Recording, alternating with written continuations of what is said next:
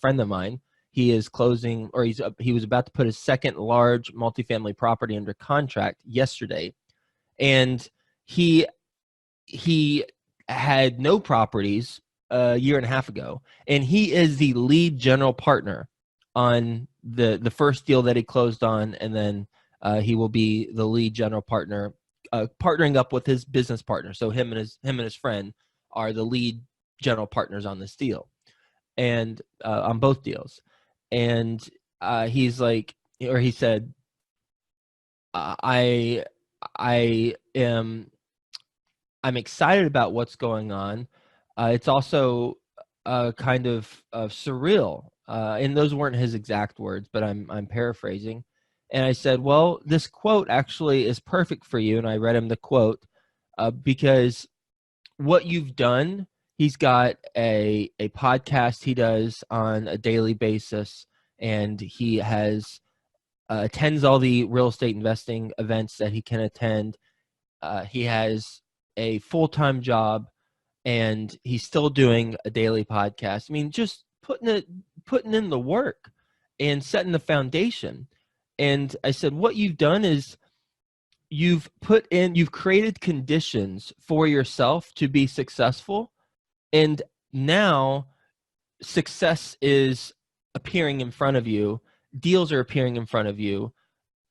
Investors are appearing in front of you because you've created the conditions to be successful. And that is a recipe for prolonged success. That is a recipe for prolonged growth. And so the question when we look at our businesses should be, what conditions have I created that will make the deal show up? What conditions have I created that will make investors show up? Because it's one thing if we say, how can I get a deal? No. Dumb question. Not how can I get a deal. The question should be, how can I create the conditions that will make a deal show up? And even deeper, what conditions have others created that make deals show up for them? That gets you the real answer to the question that you're really trying to ask and solve for. Because ultimately you want a deal, you want investors, you want to grow the business. So it's not how can I get a deal, you're going straight to the effect, but you want to identify what the cause is. So what conditions can I create for the deal to show up? So in this case, you cultivate your investor database, you start building out your team, you look at what others have done, you align yourself with someone or multiple people who are doing what you want to do, all those things. It's asking the right questions. You know, Tony Robbins talks about ask a quality question, you'll get a quality answer. Same thing here. Don't ask, how can I get a deal? How can I get investors? Ask, what conditions can I create? Should I create? Have I created that have allowed a deal to show up? And then that will lead yourself to the deal, to the investors, to the increased business that you want to have.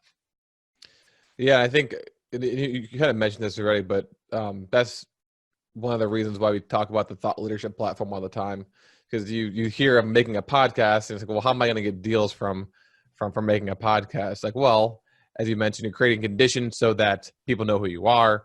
You're being displayed. You're being perceived as an expert. You're meeting people, and from that one thing you'll meet someone, and then through them you meet someone else, or you'll learn something, and the next thing you know, you've set up a system that allows you to eventually bring in team members, bring in deals, bring in investors, and it not be just like a one-off thing. So I think that's kind of the difference is if you're thinking about I need a deal, then you're going to focus on just getting a deal. Maybe you're, I don't know, just going online and looking for a deal and underwriting all those deals.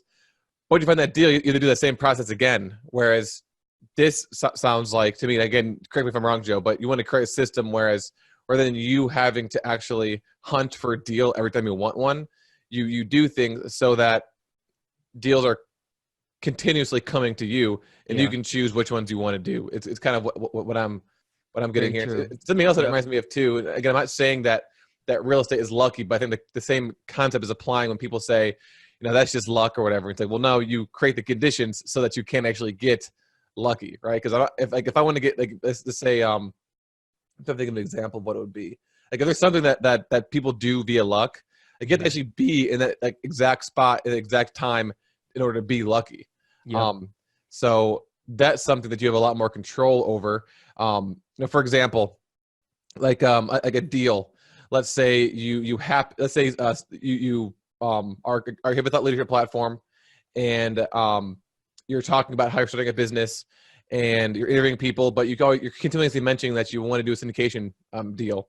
Mm-hmm. And someone listening to this just happens at that time to be, I don't know, listing a deal, or know someone was listing a deal. So that's lucky, right? Like that's lucky that guy happened to be selling a deal or happened to know someone selling a deal at the exact same time you're doing that leadership platform. But you would not have been able to get lucky if you weren't actually continuously doing your weekly or daily show. So kind of a vague example, but I think It's true. I think it applies here as well. I mean, so someone hits a half-court shot to win the national championship in basketball. It's a good example. Lucky shot, but holy cow, I guarantee you he had practiced that at some point in time. Plus, they made it all the way to a national championship. They put in the work to get to that point, to place them at that moment in time.